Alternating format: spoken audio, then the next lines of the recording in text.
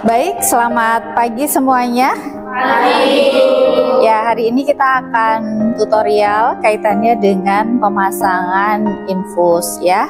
Sebelum kita mulai, mungkin kita review sedikit ya terkait dengan pemasangan infus ya. Tujuan untuk dipasang infus kira-kira untuk apa?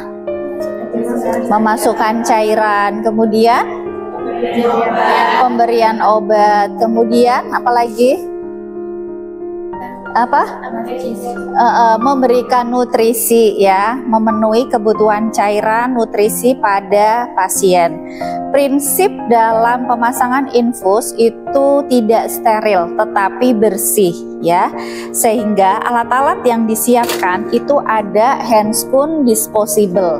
Handscoonnya disposable saja, kemudian bengkok ya, bengkok untuk tempat kotoran, kemudian abuket ya. Abuket ini ukurannya berbagai macam ya, ada yang ukuran nomor 24. Semakin ukurannya besar, jarumnya semakin kecil ya.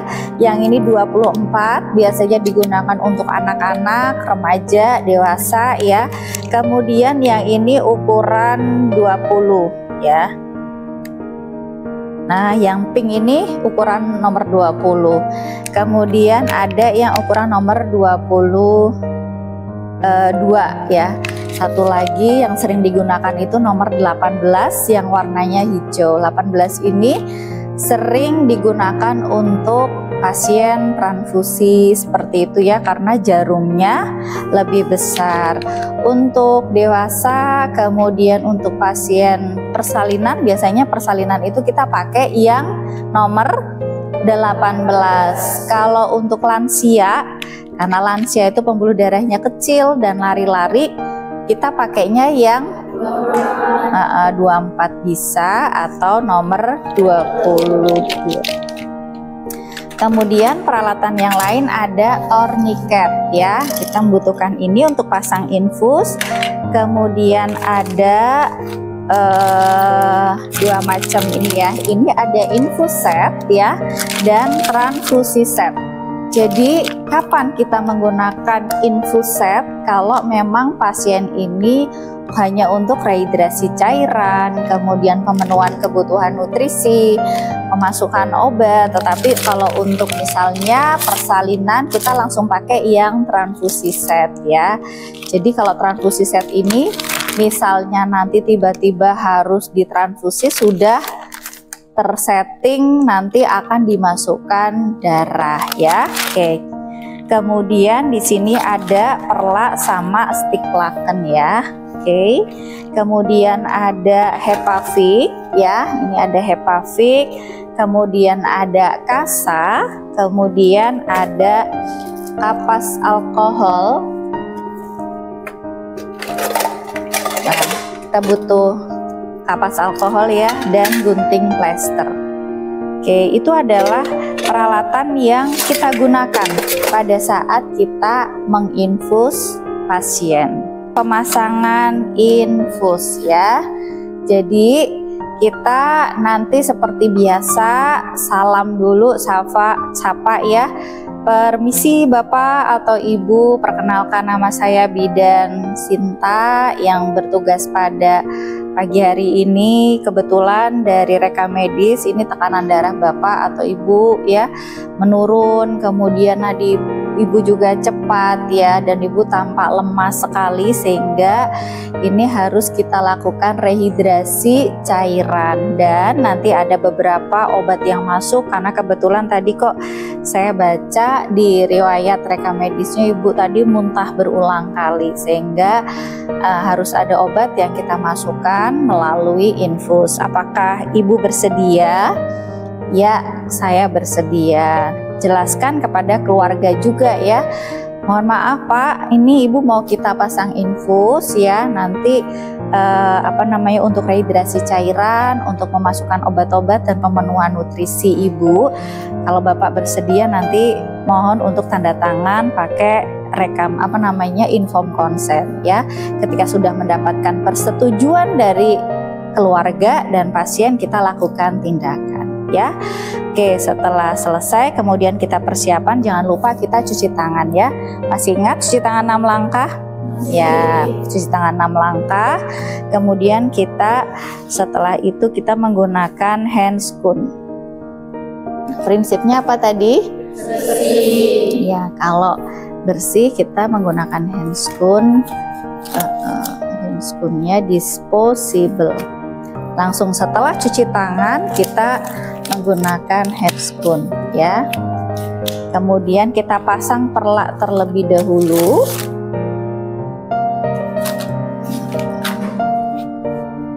Ya, permisi ya Bu ya. Oke. Nah, kita taruh perlak ya. Kita dekatkan alat-alatnya. Yang pertama adalah infus setnya, kita buka terlebih dahulu.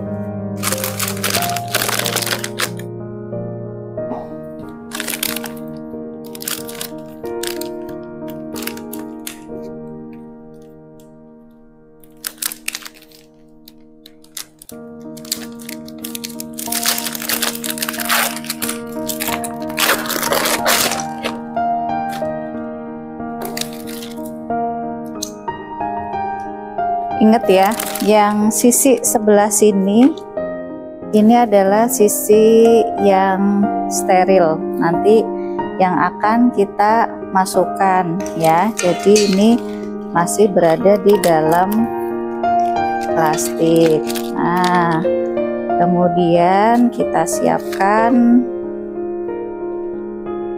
cairannya.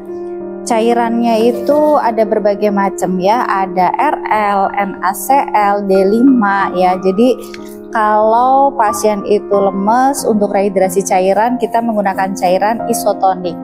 Cairan isotonik adalah cairan yang sesuai dengan kadar air di dalam tubuh manusia. Kecuali dia misalnya pasien kita mual muntah hebat sampai lemes tapi nggak ada riwayat gula, kita boleh menggunakan cairan D5 ya untuk pemenuhan nutrisinya. Sebelum sebelum kita mempersiapkan untuk cairannya, kita harus lihat ya ED-nya, jangan lupa. ED-nya tanggal berapa nih? 11 Maret 2025 ya. Jadi dipastikan cairan yang kita masukkan tidak ED. Kemudian kita pastikan juga pasiennya ya, benar ya Ibu siapa tadi ya, nanti akan dilakukan pemasangan infus. Kalau sudah kita buka, yang akan kita tusuk menggunakan jarum itu tadi dengan didesinfektan menggunakan kapas alkohol terlebih dahulu.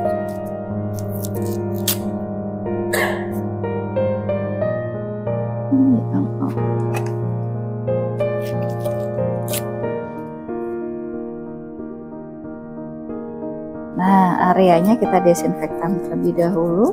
Oke, kalau sudah, kemudian kita tusukkan ya.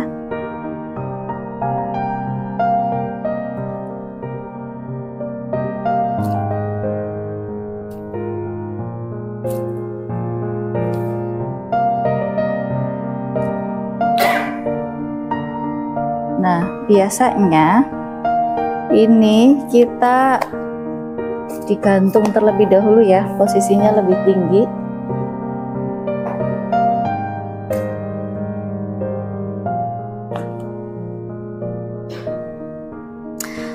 Kemudian setelah ini yang perlu kita lakukan adalah membuang semua gelembung. Pastikan di di selang infus tidak ada gelembungnya. Jadi ini kita los terlebih dahulu.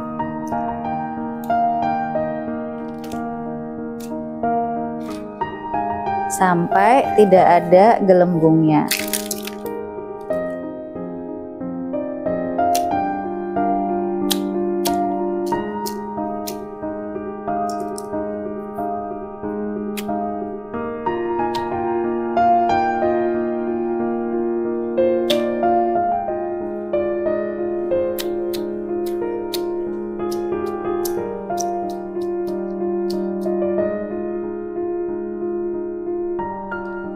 Jika sudah, kemudian kita klem terlebih dahulu. Dan untuk cairannya kita isi setengah ya. Nah, seperti ini. Kalau sudah kita klem, kemudian kita gantung terlebih dahulu. Di sini boleh ya.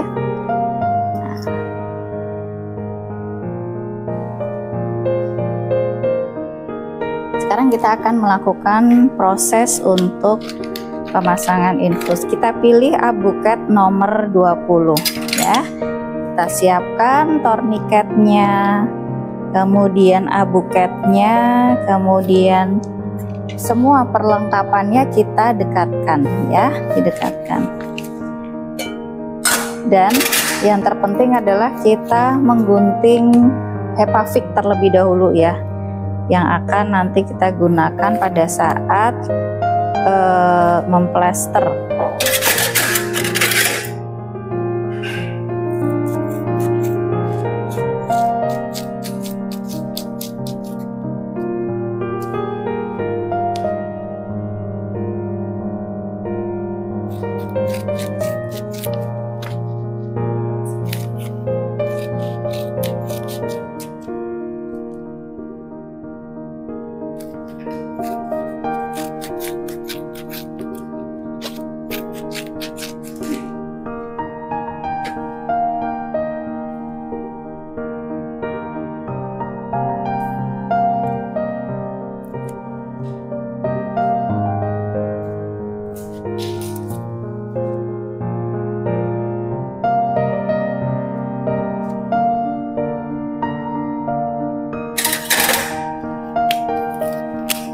Oke, Ibu, ini saya mulai untuk pasang infus ya.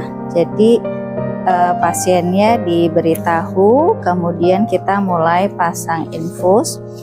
Nah, untuk pemasangan ataupun penusukan yang pertama itu kita cari pembuluh vena yang paling besar, dan dimulai dari yang paling bawah. Karena apa?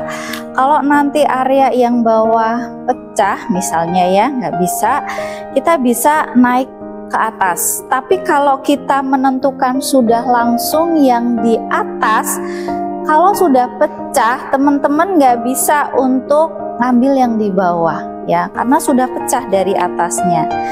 Kemudian pasien diminta untuk menggenggam, ibu jari ada di dalam. Nah, seperti ini. Setelah itu kita tentukan vena yang besar ya, kita tentukan vena yang besar.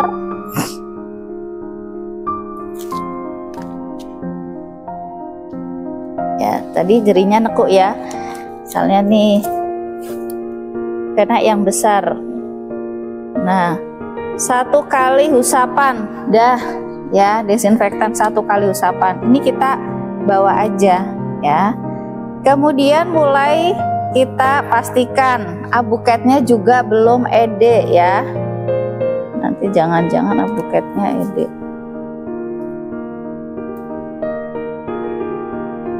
Sana.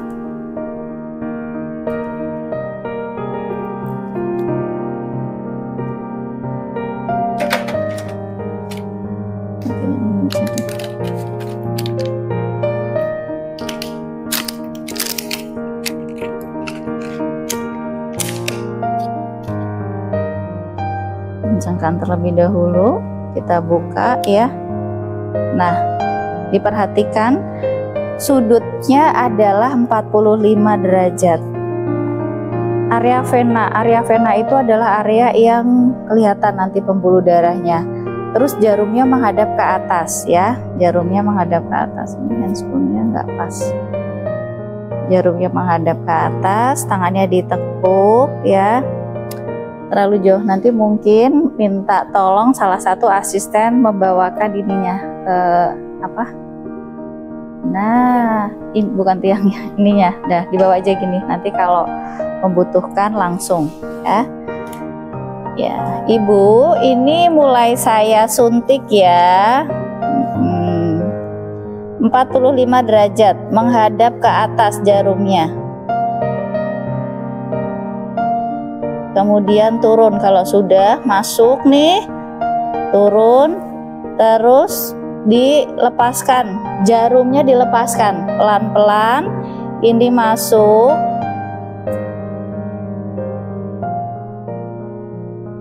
nah jarumnya dilepaskan. Oke, kalau sudah mengalir nih ya, kemudian torniketnya dilepaskan terlebih dahulu, kita menekan area yang ditusuk supaya apa? Darahnya nggak mengalir. Oke, nah sudah. Oke, alirkan Mbak. Ya, dialirkan setengah dulu. Oke, setengah. Udah. Kalau sudah, kemudian udah ngalir nih ya. Kemudian kita plester.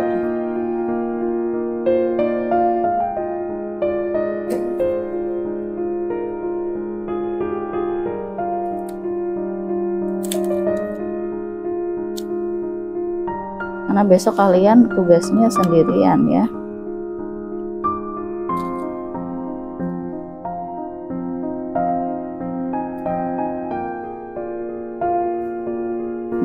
Kemudian kita atur yang ini, yang bagian bawah ini dimasukkan.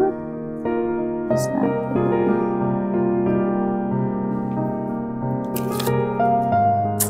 masukin nggak enak.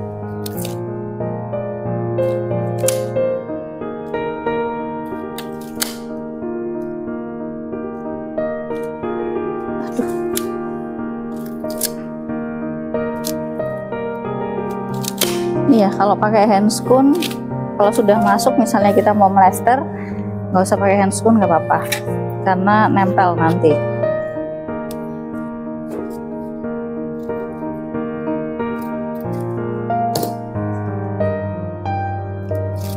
Udah ngalir, tandanya apa kalau masuk? Tandanya infusnya ngalir, terus pembuluh darah sini nggak pecah, berarti yang kalian tusuk itu bener ya. Tanda-tandanya pecah, terjadi odem, bengkak, langsung menggelembung. Terus satu lagi. Jadi biasanya kita pakai ada 3 ya untuk memplester itu, bagian atas, kemudian di bawah ya untuk mengaitkan, terakhir ini. Nah, oke, udah rapi, udah mengalir. Udah Bu, sudah selesai, alhamdulillah ya. Kemudian kita beres-beres ya, buang-buang, beres-beres. Kemudian jangan lupa cuci tangan.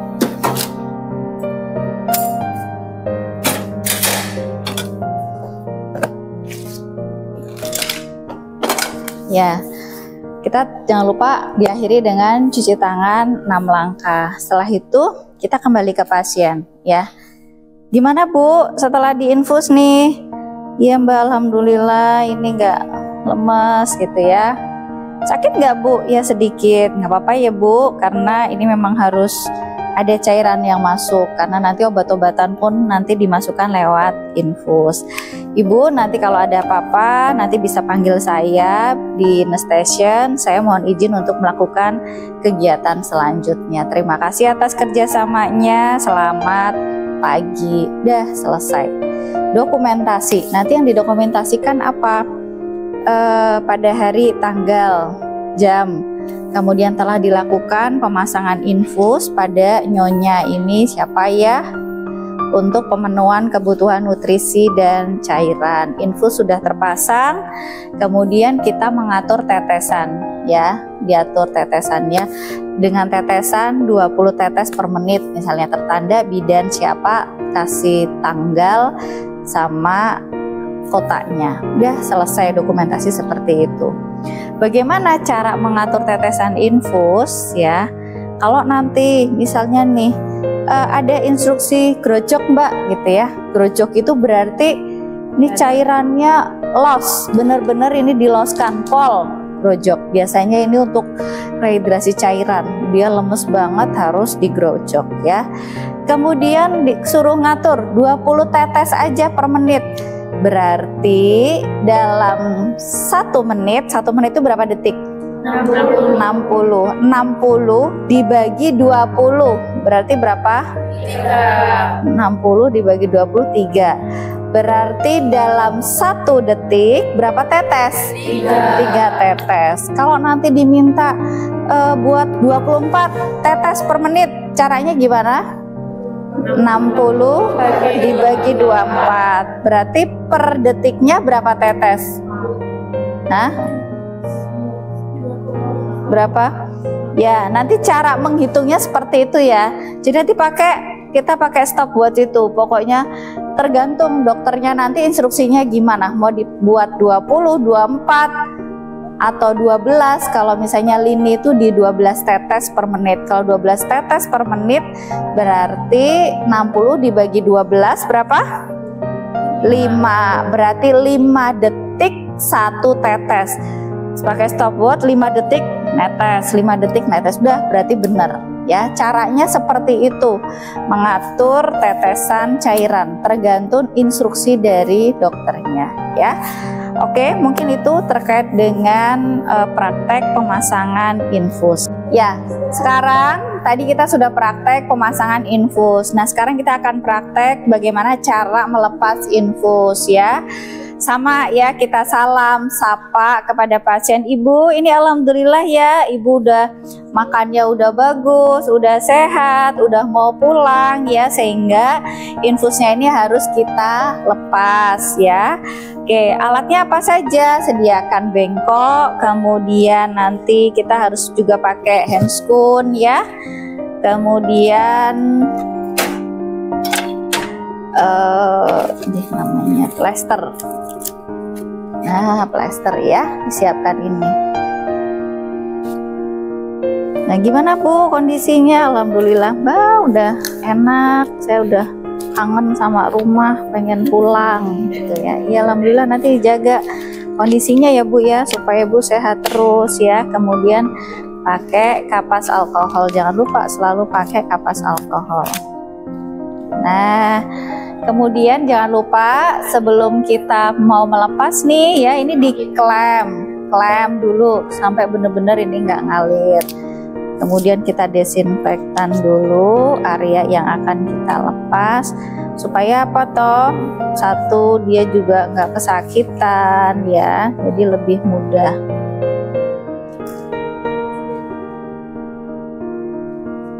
Nah, langsung aja kita lepas ya. Isi ya Bu ya. Oke, kalau pakai alkohol biasanya gampang.